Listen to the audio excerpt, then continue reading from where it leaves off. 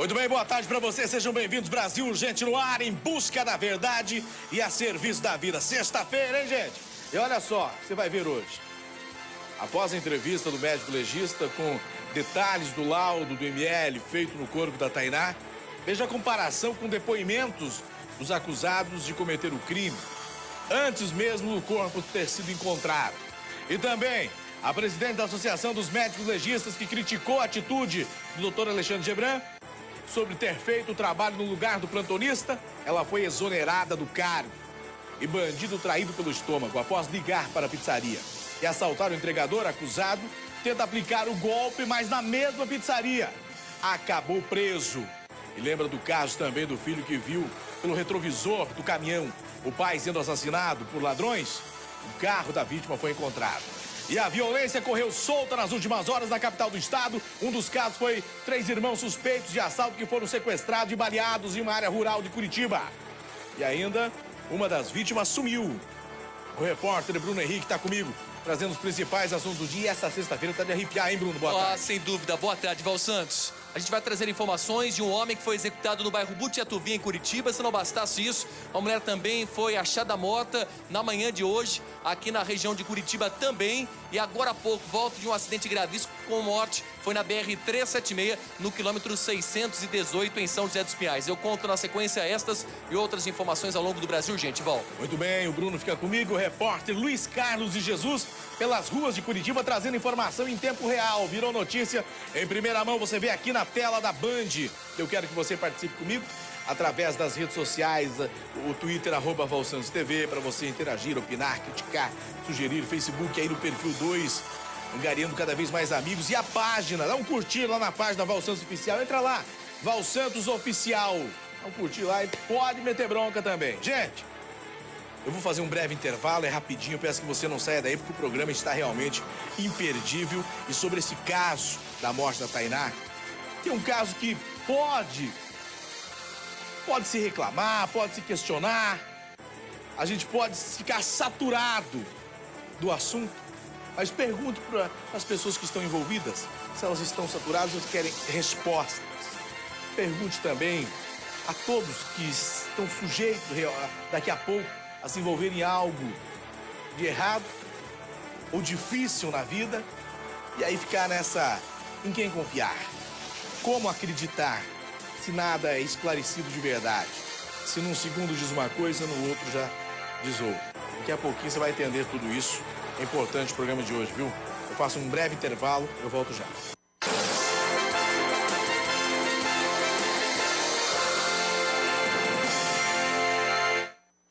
Muito bem, o Brasil Urgente começa a partir de agora, nessa sexta-feira. E a primeira reportagem de hoje, morte na BR-376. Motorista sem o cinto de segurança é ejetado do carro em que estava. E o carro também em péssimas condições, hein, Bruno Henrique? O Bruno 8 anos. Comigo, eu não? Hein? Tô contigo, Val. O que aconteceu aí? É um homem de 48 anos, Val, foi por volta de 1h30 da tarde. BR-376, sai de São José dos Pinhais, liga a região lá do bairro Barro Preto, região também da Borda do Campo.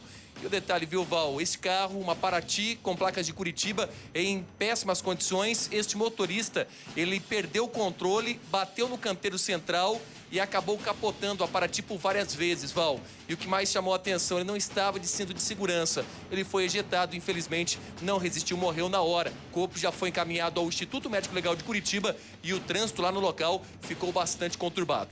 E um carro bateu de frente com um poste também, uma pancada no poste. Por sorte, os ocupantes não tiveram ferimentos graves. Libera a reportagem, vai lá. O acidente aconteceu na rua Ubaldino do Amaral, próximo à Praça do Expedicionário, no Alto da 15. O condutor do veículo Gol perdeu o controle do carro na reta e colidiu contra um poste. Com o impacto da batida, a frente do carro ficou bastante danificada, causando estragos até nas portas do veículo. Os 3 ocupantes do Gol tiveram que retirar o para-brisas do carro. Apesar da grave colisão, os passageiros não sofreram ferimentos e o motorista sofreu algumas escoriações no rosto. O SEAD chegou a ser acionado, mas as vítimas foram avaliadas no local e recusaram encaminhamento ao hospital. E olha, a polícia estourou um desmanche no interior do estado. Tinha peças de carros roubados aqui em Curitiba. Funcionava no centro da cidade de União da Vitória, no sul do estado. Foram recuperados 23 veículos, sendo 7 intactos, 3 quase inteiros e 13 já cortados. Um homem foi preso por receptação. O delegado Cassiano Alfiero conversou com a nossa equipe. Pode liberar. Encontrados ali mais de 20 veículos, todos furtados ou roubados aqui em Curitiba, no ano de 2013. Então foi um duro golpe aí, vários veículos encontrados, intactos ainda, em sua maioria, veículos que dá para fazer a pronta entrega ali para os proprietários, um rapaz preso, e aí identificamos aí um dos assaltantes, outros aí estão em vias de serem identificados ainda. Olha lá, hein? Lá em União da Vitória. Carros roubados em Curitiba e levados para o interior do estado para ser desmontado. E aí essas peças serem vendidas, revendidas, repassadas. Que coisa, hein, Bruno? Que quadrilha, Bruno? E você pôde observar quantos boletins de ocorrências na mesa do delegado Dr. Cassiano Alfiero. Tudo isso nos últimos dias aqui em Curitiba. Carros de diversas marcas, diversos modelos. E lá a polícia conseguiu identificar uma das pessoas envolvidas com tudo isso. Este homem, viu, Val, ele acabou sendo preso, imediatamente encaminhado até a delegacia lá, o Maciel Alves da Silva, de 42 anos, que foi preso por receptação. Um número, foram recuperados 23 carros, 7 intactos e também a polícia já descartou 3 praticamente também cotados lá dentro deste desmanche. Este é o rapaz preso, acusado por receptação. Que coisa absurda, gente. Olha só, a média de 30 carros levados da capital do estado todos os dias. E aí a gente se pergunta, pra onde? Onde vai? Quem participa disso tudo? E ele começa, desde o ladrãozinho que para você no sinaleiro, que mete uma arma na cara, que pega o carro e leva até um outro ponto e deixa o carro abandonado para esfriar, segundo a gíria, porque aí acaba aquela euforia da polícia correndo atrás, perseguindo e tal, seguradora. Aí outra pessoa vai até lá, ou então eles utilizam estacionamento de shopping, lavacar, deixa o carro estacionado em alguns estacionamentos aí também. Aí vai outra pessoa, pega esse carro e leva até o cidadão lá de União da Vitória. Aí o cara mete a tesoura lá, mete a serrinha lá, desmonta tudo.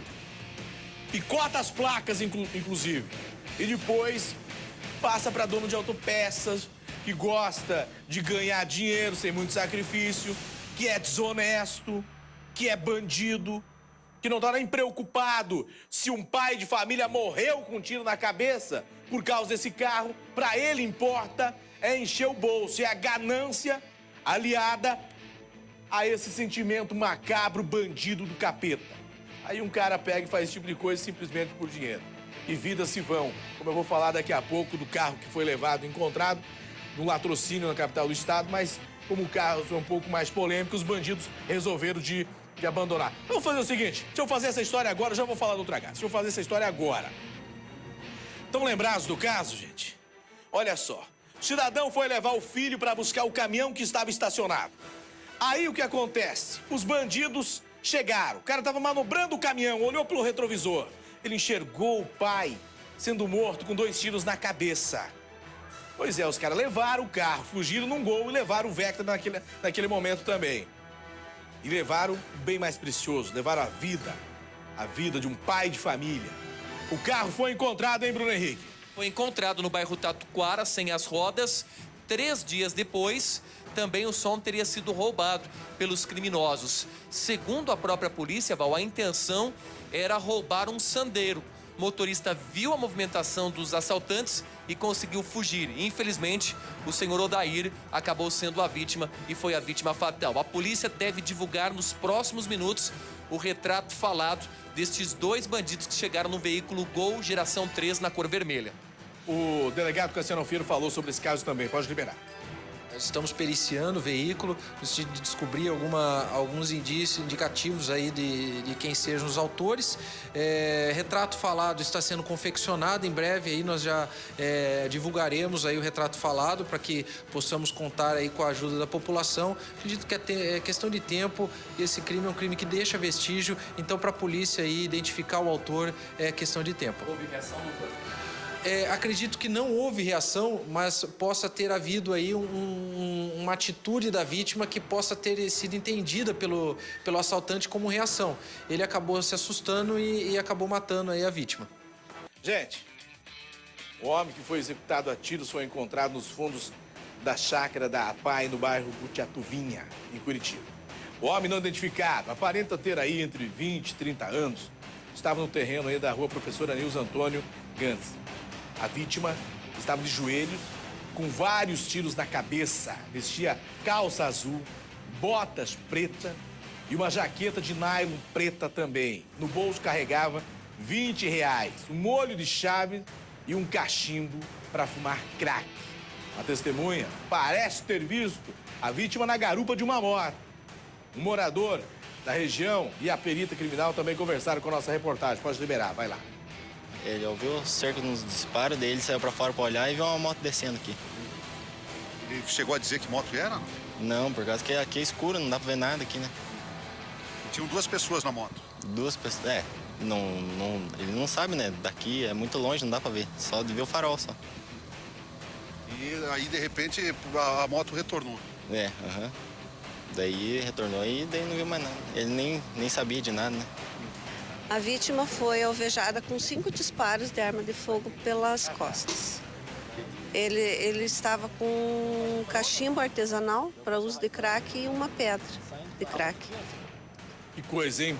Uma mulher bem vestida é encontrada morta no limite de Curitiba com Campo Largo.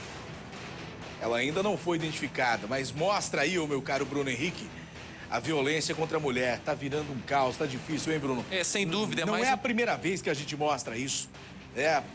E nessa mesma região, né, Val?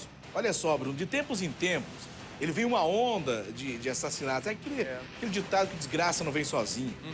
E aí, mais uma mulher morta agora. Informações? Digo pra você, Val, nesses últimos dias aí, o que mais chamou a atenção exatamente envolvendo as mulheres.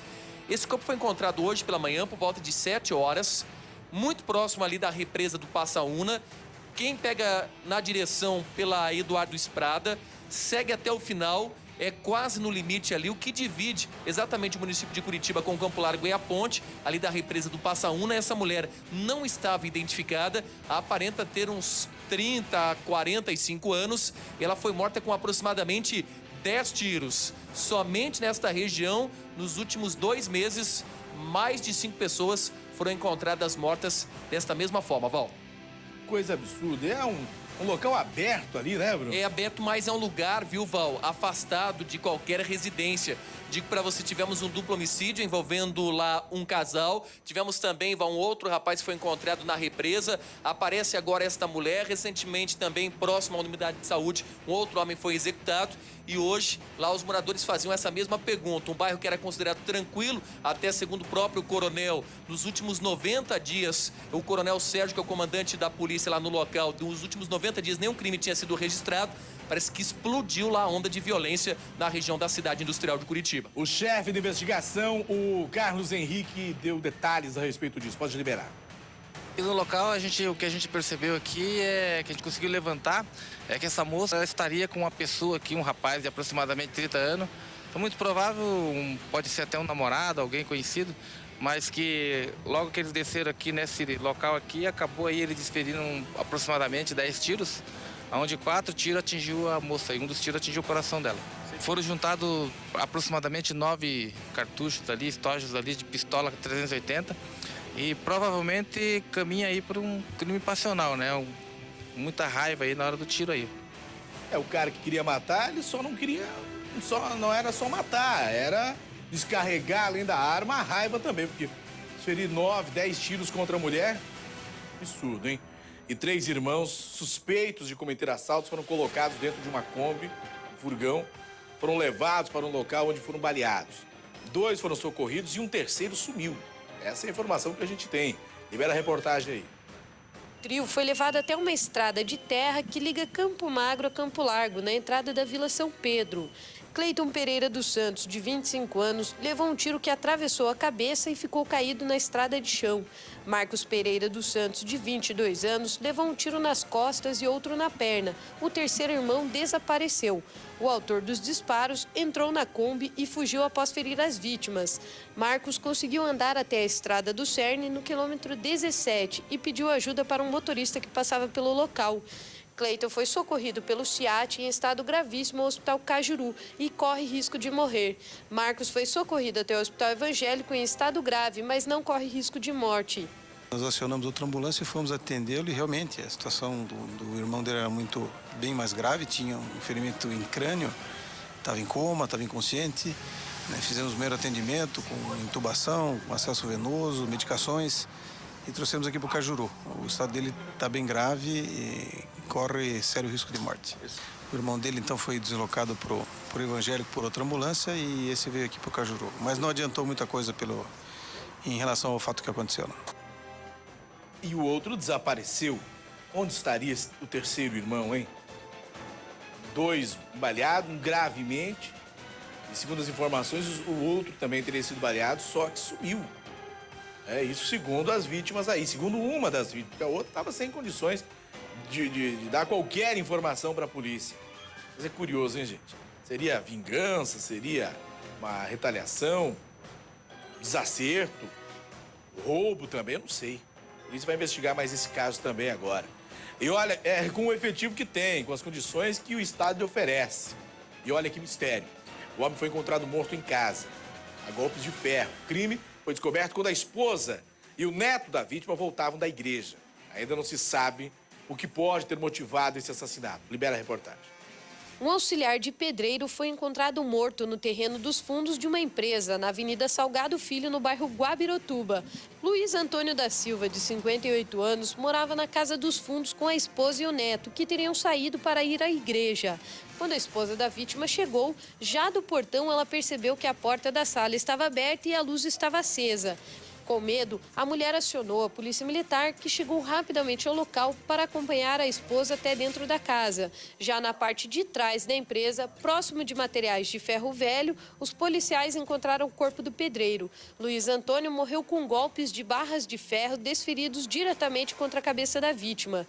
Ao que tudo indica, ele teria saído ali, ele deve ter escutado barulhos ali no fundo do quintal e saiu para ver o que era e nisso foi atacado ali por uma ou duas pessoas, a gente não sabe ainda.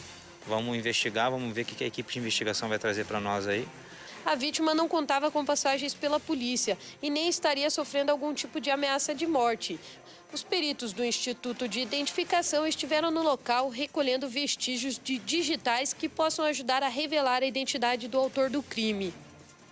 Olha, daqui a pouco, gente, eu vou trazer uma reportagem, um comparativo para que você possa entender.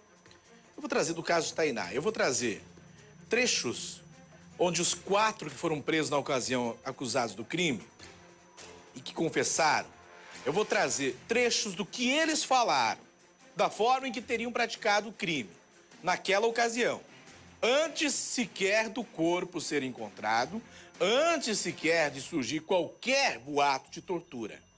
Antes. Eu vou trazer trechos e aí vamos ao outro extremo.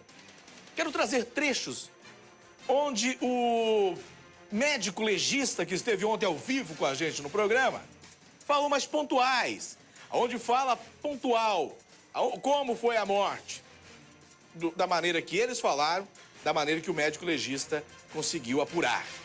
Então aguarde, porque esse comparativo é interessante, porque muita notícia vem surgindo, muita coisa enchendo a cabeça da gente, e aí é bom às vezes dar essa filtrada para que a gente possa apurar de verdade, ter uma direção, poder analisar com frieza e com tranquilidade tudo isso. Que as investigações estão chegando ao final. E aí, o caso será esclarecido? Não será esclarecido? Será um caso semelhante ao caso Raquel?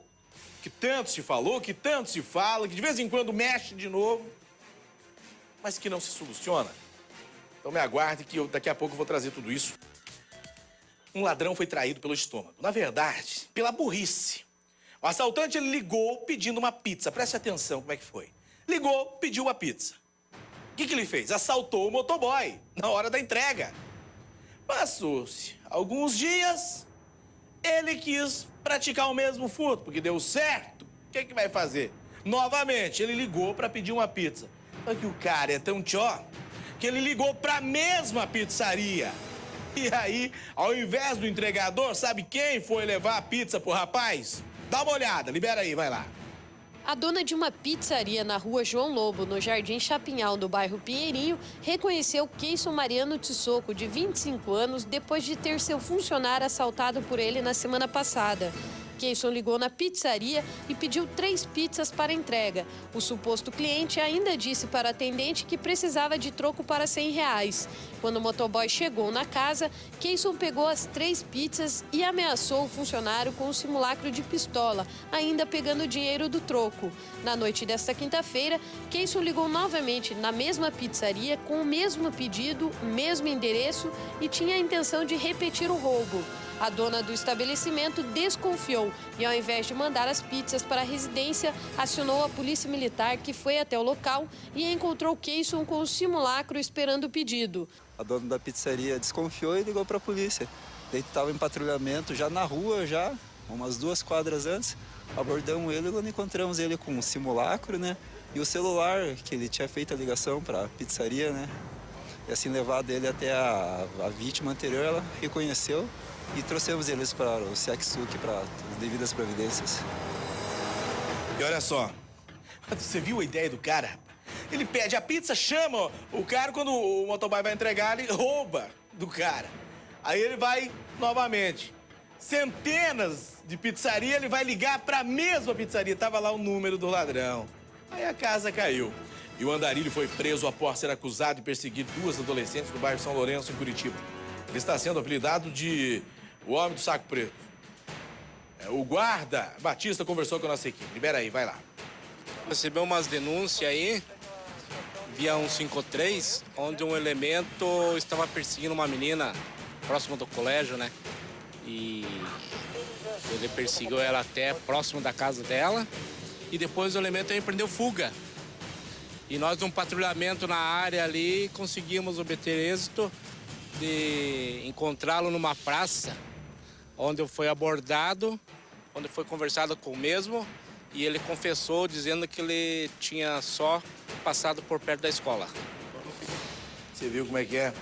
E o andarilho também foi agredido por 2 jovens na frente do quartel do Exército, na Avenida República Argentina, no bairro Portão, em Curitiba. Os acusados dizem que, na verdade, foram vítimas, pois acharam que era uma tentativa de assalto. Pode liberar, vai lá. Pedir dinheiro aos jovens, que se negaram a ajudar. O andarilho esboçou uma tentativa de assaltar os 2 jovens, mas não conseguiu. A dupla acertou o andarilho com um chute e correu para a estação Tubo, onde foram abordados pelos policiais militares e confirmaram a tentativa de roubo. O morador de rua caiu na calçada e ficou desacordado por alguns minutos, mas logo se levantou e começou a andar no meio da rua sem rumo. Que coisa absurda, hein, gente? Olha só, daqui a pouco eu vou trazer esse comparativo para você aí de casa, para você que está me acompanhando, e tira suas conclusões. Aí, de repente, a notícia do caso Tainá vai mudando de rumo, a conversa é outra. Agora não se fala mais no caso tortura e voltou-se a discutir na imprensa, principalmente com polícia, autoridades, legistas, médicos e tal. O que e quem matou a Tainá? O que aconteceu? E aí, vamos comparar o que foi dito pelos presos acusados antes do corpo ser encontrado e o que o legista apurou. Alguma coisa bate? Alguma coisa que foi dito antes bate? Não bate? Diante de tanta dúvida, eu acho que esse comparativo é esclarecedor. É importante, não que vá mudar alguma coisa, mas é importante que a gente forme uma opinião diante de fatos e não diante de boatos. Eu vou entrar nesse caso aqui porque ontem nós recebemos o médico legista, o doutor Alexandre Gebran, que fez várias revelações do laudo feito por ele, o laudo do ML, e que estava sob segredo de justiça, mas que foi quebrado esse segredo de justiça.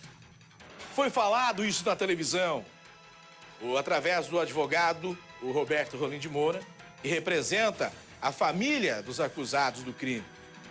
Eu tenho alguns trechos, obviamente, que tem muita coisa para se colocar, mas hoje eu vou colocar alguns pontos, uns 2, 3 pontos, para que você possa analisar. Uma comparação entre o que foi dito pelos acusados de matar a menina na época da prisão, antes sequer do corpo ter sido encontrado, e depois eu quero colocar o doutor Gebran falando do mesmo assunto em que foi citado por ele. Pode ser?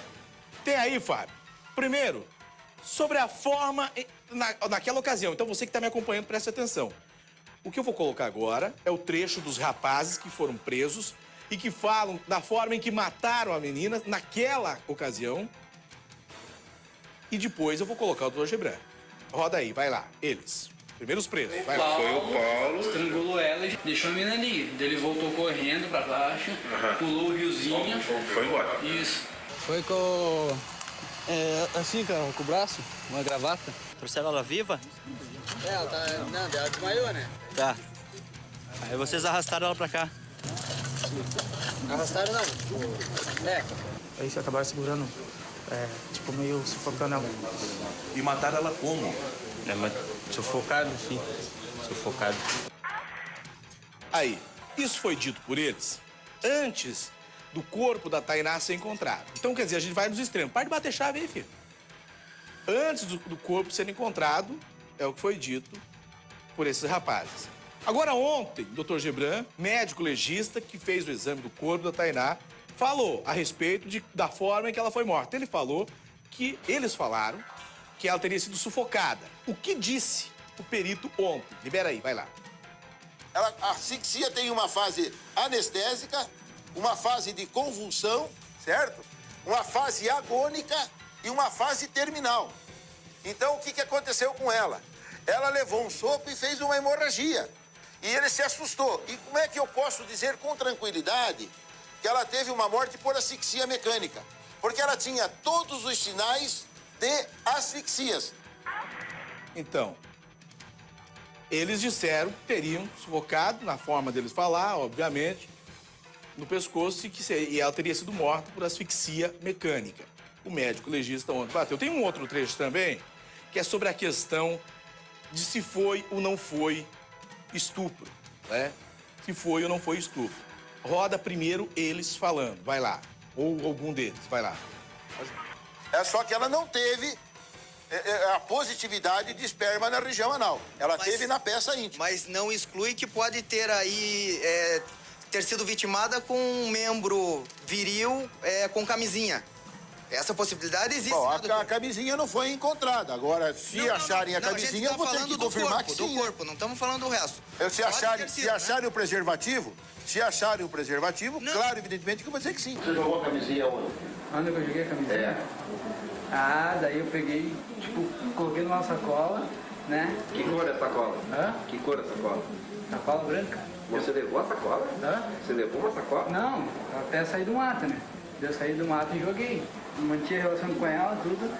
Daí eu peguei e joguei a sacola, né?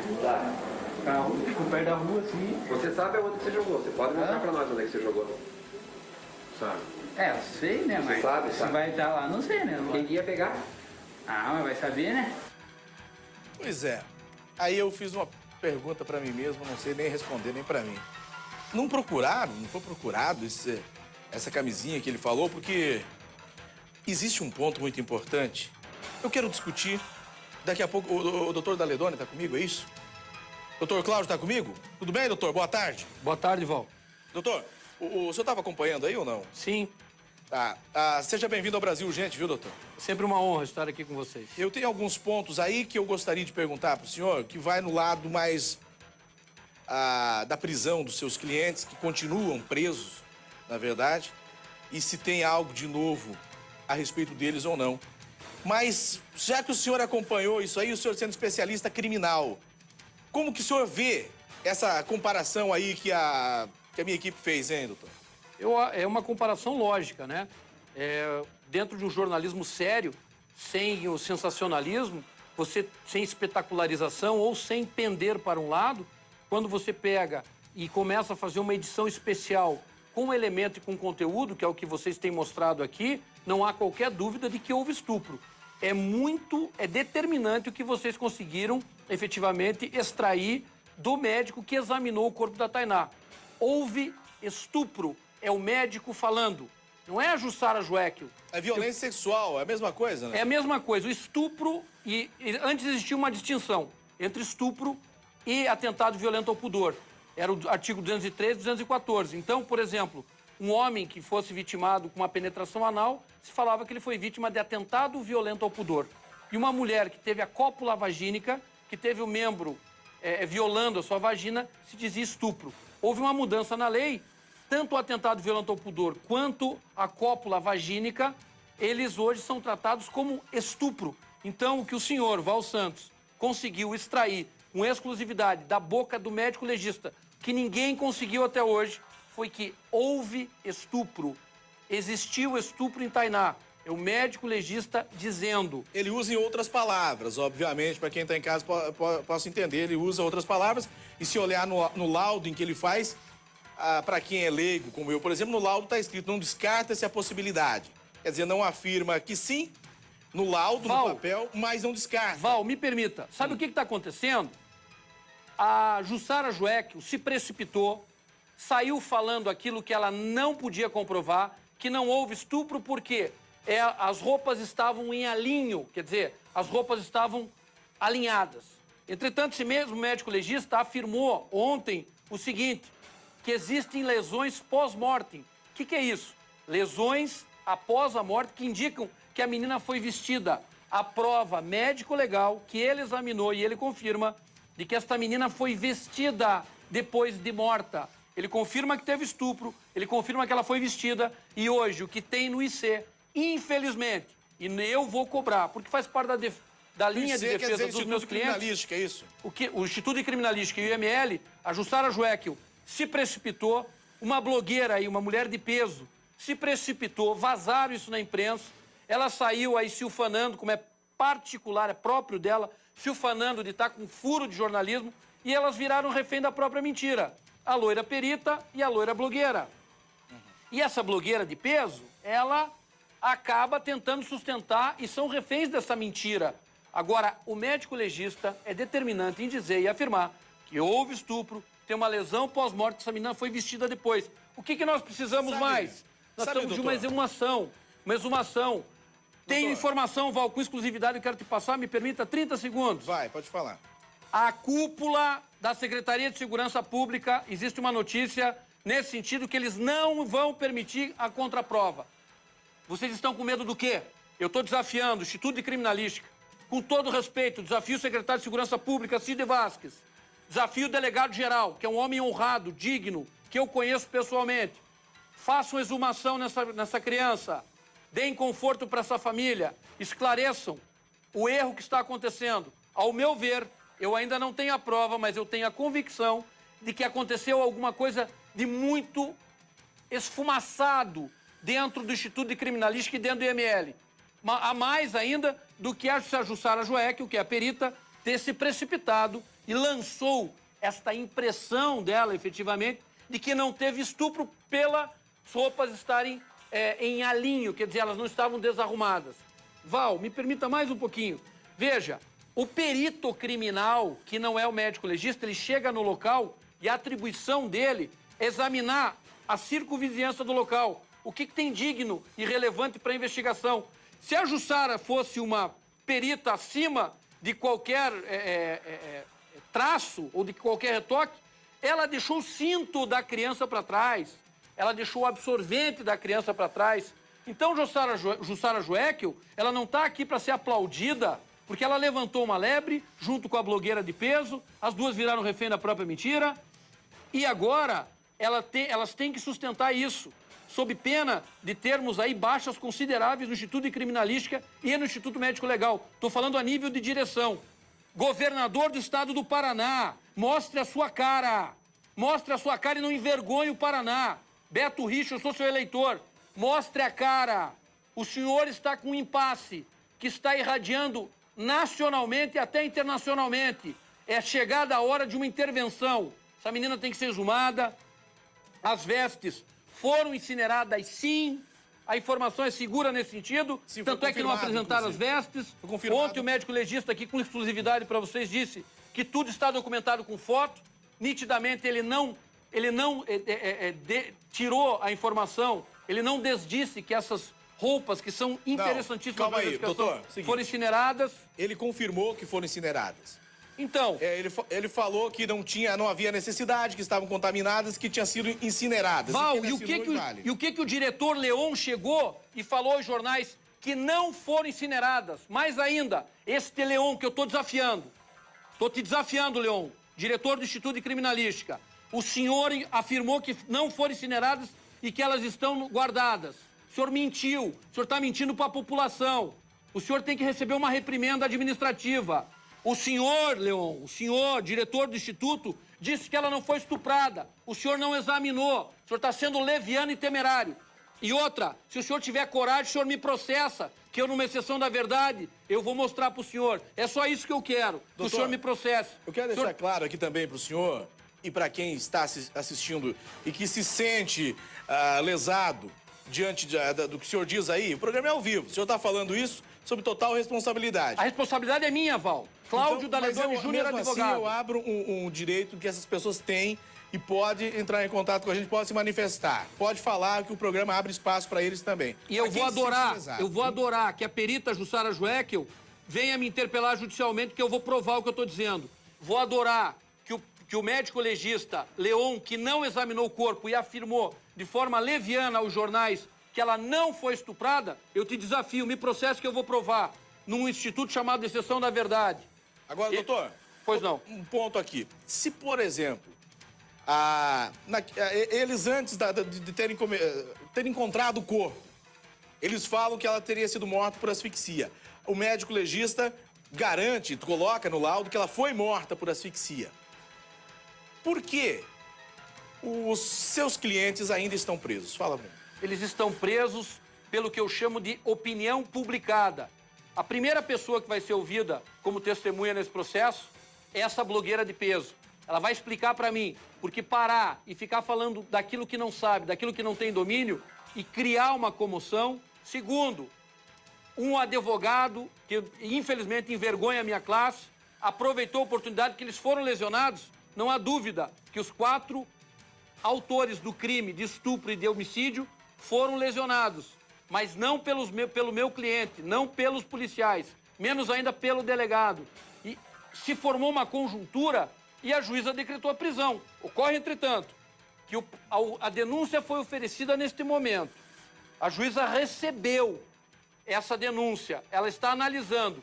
E nesse momento ela vai se manifestar contra a liberdade deles ou a manutenção deles na prisão. Isso está para ocorrer durante a próxima semana. Eles foram presos preventivamente. O que é prisão preventiva, Val? Instituto da prisão preventiva? Prisão preventiva serve para resguardar, para salvaguardar o processo, para que não tenha coação em testemunha, para que as pessoas que estão sendo investigadas, elas não desapareçam, não fujam, para conveniência da instrução criminal, quer dizer, para garantir a instrução criminal. Entretanto, são funcionários públicos... O senhor acha, doutor? O senhor acha que a morte da Tainá vai acabar ficando que nem o caso da Raquel aí, que não vão chegar a lugar nenhum? Muito pelo contrário. Eu estou me debruçando porque faz parte da minha tese de defesa. Porque, doutor, olha aqui. Olha pra mim. Pois não. Tem um ponto seguinte, que é o que eu sempre tenho me esquivado desde o início disso tudo, que é o boato, que é o diz-que-me-diz-que. Eu tenho colocado aqui, por exemplo, o diretor do ML fala, da Polícia Científica fala, pra mim, doutor, é oficial. É alguém que está à frente e que está falando. Se ele está falando com conhecimento de causa ou não, não é um problema meu. Porque eu estou colocando de uma forma oficial. Quando o médico legista fala, é oficial, foi ele que examinou, ele que bota na caneta. Então, quando o senhor fala a respeito de algo, o senhor é um advogado que está envolvido aí, que tem seus clientes e que está no meio. Então, quer dizer, para mim também é oficial. Mas eu quero perguntar assim... Hoje se afirma realmente que os 4, o senhor afirma que os 4 são os assassinos e estupradores da Raquel. Porque já ficou claro realmente de que, se não quiser usar, da Tainá, melhor dizendo, perdoe, da Tainá, que ficou claro, se não quiser usar a palavra estupro, pode dizer a que for, vai lá no laudo e vai encontrar. Agora é o seguinte, o senhor afirma que foram os 4. Como eles serão indiciados? Serão realmente indiciados? O Ministério Público vai aceitar isso ou não vai aceitar? Val. Ou vai se arquivar? Val, o que existe é o seguinte, eles estão indiciados, não existe nenhum pedido de arquivamento do Ministério Público e nenhuma decisão judicial. Porque para que eles fossem assim inocentados, não figurassem mais como suspeitos, deveria o Ministério Público efetivamente dizer o seguinte, olha, não tem prova contra eles, eu peço o arquivamento. O juiz analisa e arquiva ou não arquiva. Nós temos um outro delegado designado, que investigou tudo o que poderia ser investigado, mas encontrou obstáculos. Por exemplo, ele tinha que investigar o solado da bota, que foi incinerada. Esse material era de responsabilidade da Jussara Joeckel. Essa mulher não tem a verdade do lado dela absoluta. Ela lançou uma impressão, a blogueira comprou aquilo, vendeu muito mais caro, quis aparecer e vai responder por isso. A bota demonstra que, aderido ao solado, nós temos ali um tipo de solo, um tipo de gramínea, quer dizer, o mato, a terra que tem ali, comprova, por exemplo, que já surgiu boataria, falando no campo da boataria, que essa menina teria sido morta em outro lugar e desovada ali. Ora, se nós temos a imagem dela, depois ela desaparece, nós temos a sequência dos telefones que ela utilizou, pelas estações rádio base, pela antena do telefone. Depois, isso comprova onde ela pisou, que ela foi conduzida. E mais, Val, pelas fotografias que vazaram, tanto esse rolinho vazou, quanto o médico legista mostrou, laudo, tudo mais, se percebe que essa menina foi amarrada pelo cordão da botina. E posso falar uma outra coisa? Sabe que eu fico entristecido, enojado, doutor? Eu fico... Porque se a Tainá fosse de família rica... Ah, coisa seria Calma diferente. lá, doutor. Se ela tivesse um sobrenome... Tinha um monte de gente presa. Se ela tivesse um sobrenome, eu acho que uma lei seria levada a séria. Ah, Vem mas aqui, a Carolina vem aqui. Dickmann não foi vítima de hackers no computador? Não criaram uma lei, Carolina Dickmann? Porque ela é uma menina de 14 anos e que hoje ficou escrachado, perdeu a reputação, foi largado cinza ao vento, que tem coisa que não adianta mais querer resgatar, que não vai conseguir. Se fosse de família rica, será que aquela lei que protege, que blinda a criança e o adolescente, ela não seria aplicada? Porque eu não estou vendo aplicação nenhuma, eu só estou vendo um outro detalhe também de segredo de justiça quando é conveniente. Porque Seria quando não é aplicada a conveniente, toda a não tá... potência, Val. Seria aplicada a toda a potência essa lei de proteção e de blindagem, vou usar teu termo, para que resguardasse e nenhum dado sairia. Nós não teríamos aí canalhas, dizendo da moralidade de uma criança de 14 anos. Canalhas de programa de televisão, canalhas, que eu sei por que não gostam de polícia. E não podem gostar de polícia. Odeiam polícia. Estes canalhas de plantão, pegando e rondando os escombros da desgraça alheia, falando da moralidade de uma criança, de um anjinho. Val, eu quero firmar um compromisso com os teus telespectadores. O compromisso que eu firmei com a minha filha, de 16 anos. Este crime não ficará em vão. A Mas, doutor, Raquel, corrida contra o envergonha o tempo. Paraná. O senhor sabe que é corrida contra o tempo, porque daqui a pouco vai expirar o prazo e a polícia vai ter que entregar para o Ministério Público, não é verdade? O povo tem que cobrar, sabe de quem? Secretário de Segurança Pública. Secretário de Segurança Pública, permita que seja feita a contraprova. Doutor Cid Vasques. Outra coisa, permita doutor que seja Guilherme. feita exumação. Outra coisa, deixa eu te perguntar. Quando há uma suspeita de algo errado num órgão público, quem investiga? Digamos assim que houve uma suspeita de algo errado, de que algo aconteceu de uma forma um pouco confusa dentro do ML. Quem investiga? Em um país sério, Jussara Joeckel, pela declaração que prestou e pelo tumulto que causou na investigação da morte de Tainá, já estaria afastada das suas funções. Em um país sério, em um Estado que tivesse leis regentes e governadores, diretores e administradores da coisa pública sérios e de pulso firme, o diretor indo à imprensa, dando coletiva, afirmando aquilo que ele não examinou, já teria sido afastado. Isso quem examina, isso são cargos de confiança, por exemplo, de direção, teria sido afastado para que isso se colocasse efetivamente no trilho. A blogueira, a tal da blogueira, teve informação da Jussara. Por onde é que passou essa informação? Quem passou essa informação? De que maneira passou essa informação? Isso vazou na imprensa. Isso tudo deu no que deu. Eu só analiso uma coisa e que eu fico pensativo do seguinte, sem citar nomes. Eu fico pensando assim, como acreditar? Existe uma lei que diz está em segredo de justiça. Então, quando a minha equipe tenta conversar com o doutor Guilherme Rangel, que está à frente do caso, ele não fala por quê? Porque está em segredo de justiça. Então, o senhor tem Aí, de repente, vem o laudo, que é algo muito importante, que no meu ponto de vista é a base de tudo.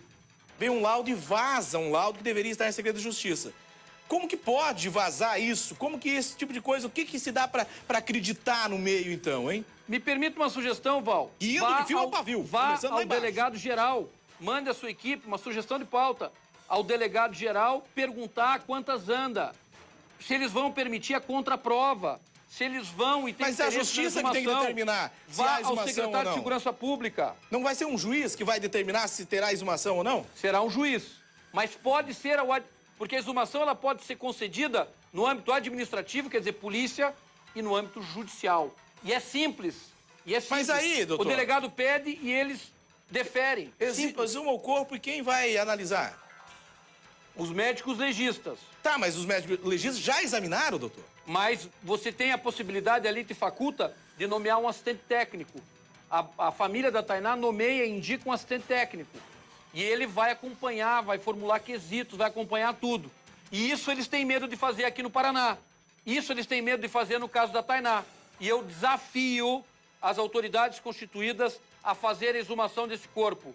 Eu desafio ao diretor Leon apresentar as vestes e a botina que são interessantes para a investigação da autoria, sim. É muito importante que isso venha à tona, que isso seja apresentado, porque senão é só boataria. Doutor, é o seguinte, eu tenho que trazer uma reportagem aqui, porque a presidente, chefe da Associação dos Médicos Legistas do Paraná, ela foi exonerada do cargo. Isso após, vem comigo, acompanha aqui, isso após ela criticar a atitude do doutor Alexandre Gebran. Gente, será uma represália? Eu não sei.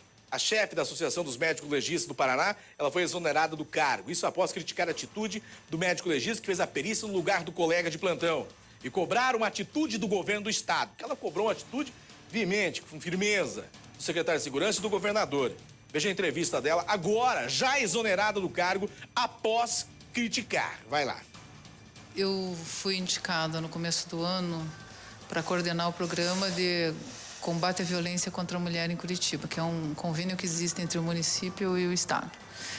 E fui indicada pelo Dr. Leon Gruppenmark no início do ano. E foi desse cargo que eu fui exonerada por ele agora recentemente, depois que eu me manifestei a respeito do caso Tainá. Mas eu gostaria de explicar isso. No ofício que eu recebi, dizia lá que ele me exonerava porque eu teria falhado com a confiança que ele depositara em mim. E eu não posso concordar com isso. O que a gente entende é assim, existe liberdade de se expressar o pensamento. E necessariamente, até pela natureza da minha especialidade, medicina legal, a questão investigativa e a necessidade de esclarecer os fatos se impõe. O que aconteceu? Na época, a questão era por que um outro médico teria feito exame de um outro que teria sido escalado. Não se sabia por que razão. Há 2 dias atrás, o Dr. Leon se manifesta na mídia e diz, não, fui eu que chamei o outro profissional. Simples assim. Então, agora eu fico satisfeita em saber que foi ele que chamou o outro profissional, porque até então eu não sabia. E até então eu tinha o direito de perguntar por que teria acontecido dessa forma, exatamente como todos têm, né? Para aí. Como é que é? Assessoria da CESP diz que ela não foi exonerada. Ela não pode representar junto à prefeitura, mas ela não foi exonerada. Meio confuso. Gente, já percebeu que quando eu busco uma explicação eu fico mais confuso? O povo de casa fica louco. Quem tá em casa deve estar chupeta da cabeça, porque cada vez que se busca uma informação, a mulher acabou de dizer que foi exonerada. Não acabou de dizer? Pois é, agora a gente recebe uma ligação da Secretaria de Segurança Pública do Estado do Paraná, dizendo que ela não foi exonerada. Vai mandar uma nota para explicar? Tudo bem, não. Agradeço a ligação, agradeço que estão assistindo aí, até o Band Cidade já tem tudo esclarecido. Até é interessante, tem que se manifestar mesmo, até era isso que o Daledoni estava citando aí. Põe o advogado de novo na tela comigo. Doutor, o negócio tá confuso, o negócio tá ficando... cada vez vem uma versão oficial, vem outra versão oficial contradizendo. Porque o médico fala uma coisa, o outro vem e contradiz. Algo de podre na Avenida Visconde de Guarapuava. Outra coisa, doutor, que eu quero falar aqui, que é importante, não sei, de repente o senhor possa, como advogado, ir atrás e buscar. Existe alguma superproteção? Estão protegendo alguém, doutor? Estão protegendo. Mas quem está sendo protegido aí? Por quê? Mataram a menina. Começou tudo daí. Mataram uma menina de 14 anos, uma linda menina com um futuro brilhante pela frente. Mataram. Estupraram e mataram. Isso o laudo consta, isso pode falar. Agora, quem está sendo protegido? Por quê? Por que não acontece uma clareza aí? Me permita, Val, me permita. Essa menina foi assassinada, foi estuprada, o médico legista confirmou, o corpo dela está ali falando disso tudo. Os meninos foram... Os meninos não, os monstros que mataram a Tainá, eles sofreram violência? Sofreram, isso é claro. Não na unidade do Alto Maracanã para extrair confissão. Isso foi e ficou na conta da polícia. Se criou um tumulto, os canalhas, a minoria canalha da imprensa que ronda os escombros da desgraça alheia, fustigou isso, ganhou audiência, mas vai ganhar um monte de processo. A blogueira aproveitou um momento de desatino da Jussara Joeckel, que no entender dela, ela pode ter entendido que não, as roupas estavam alinhadas. Essa conjuntura, efetivamente, fez com que instituições se mobilizassem, prendessem os policiais. Entretanto, os policiais, agindo em defesa, demonstraram que o erro não estava ali e devolveram a indagação para o Instituto Médico Legal e para o Instituto de Criminalística. E os morcegos saíram da toca. Eles saíram da caverna e mostraram a cara. Com exclusividade, porque o jornalismo da Bandeirantes é um jornalismo isento, veio aqui o médico legista e confirmou o estupro.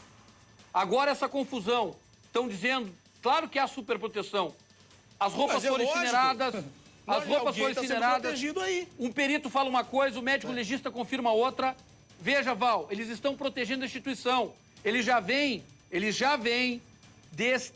desta vergonha que é o caso Raquel. Você sabe por que não descobrem nada do caso Raquel? Porque eles estão fazendo toda a investigação em cima de um só viés, que é o DNA. Há quem diga que esse DNA está contaminado e que a pessoa suspeita e que o autor da morte da Raquel até já passou por ali. Porque ali no caso Raquel foi entrado com ação também contra o Estado, que contra foi queimado. O Estado. Por inoperância, mas inoperância do quê? Inoperância... Jogaram fora o cabelo, queimaram o lençol... Jogaram fora o cabelo, queimaram o lençol, perderam o elemento de prova, que era a sacola plástica que envolvia a criança. Outra coisa, a família que teve que falar pro perito de local e pro médico legista que a menina tinha tido o cabelo dela cortado. Agora, Val, vamos retroceder um pouquinho mais. E a Giovana de 4 Barras que ninguém fala? São crimes que ficam aí. Isso que eu fico... E a Giovana de 4 Barras que ninguém fala? Vamos parar de falar? Parar de falar para ficar igual o caso Raquel, para ficar igual o caso Giovana? Eu acho que deveria, sim, fazer uma varredura geral aí. E eu até eu digo uma coisa muito importante. Você citou citou o governador. Isso vai respingar. Vai respingar. Eu acho que deveria, o quanto antes, meter a mão em cima desse negócio, resolver, não meter para abafar, meter para resolver a situação. E aí acontece um outro caso. O lance do exame do DNA, do espermatozoide. Eu acho que tem que refazer. Se começar a investigação, deveria refazer tudo. Se for refeita uma investigação, colocar outros delegados para investigar novamente, deveria refazer tudo. Doutor, para finalizar desse assunto, eu quero te fazer uma outra pergunta rapidinho. Pois não. Que seria essa outra pergunta. Tem algo para falar hoje ou posso te fazer outra pergunta? Tem algo com exclusividade. A minha equipe acaba de pegar o recebimento da denúncia. Quer dizer, hoje nós temos um processo criminal em que todos os acusados policiais vão se defender e o castelo de areia do Ministério Público, notadamente do GAECO, começa a desmoronar. Eles pediam a prisão de mais 3 policiais do Alto Maracanã. Os juízes não aceitaram a decretação da prisão. Castelo de areia começa a desmoronar. Quer dizer, tinha pedido de prisão de mais 3. De mais 3. Não foi aceito. O juiz de direito não permitiu. Os juízes, porque hoje nós temos um órgão colegiado julgando. Nós temos o advento de uma lei nova para proteção dos juízes. Você tem um órgão colegiado, são 3 juízes julgando. Então a opinião de 3 juízes é de que não precisa prender mais ninguém. Eu tenho convicção no Poder Judiciário. O Poder Judiciário do Estado do Paraná é o mais sério do Brasil. O melhor em qualidade, em celeridade. Nós teremos a revogação da prisão dos policiais. Prisão preventiva serve para proteger o processo. E diante de toda essa opinião publicada, que uma coisa é opinião pública, outra opinião publicada por esses oportunistas e esses ladinos que rondam a desgraça humana, isso acabou resultando na decretação da prisão preventiva dos policiais. Mas em muito breve mesmo, estarão em liberdade trabalhando. O doutor Silvan está no COP, é isso? Está no COP. Por que ele foi transferido? Ele foi transferido... Estava atrapalhando lá? Tem notícia que ele estava fazendo festa lá e churrasco na delegacia. Ele é vegetariano.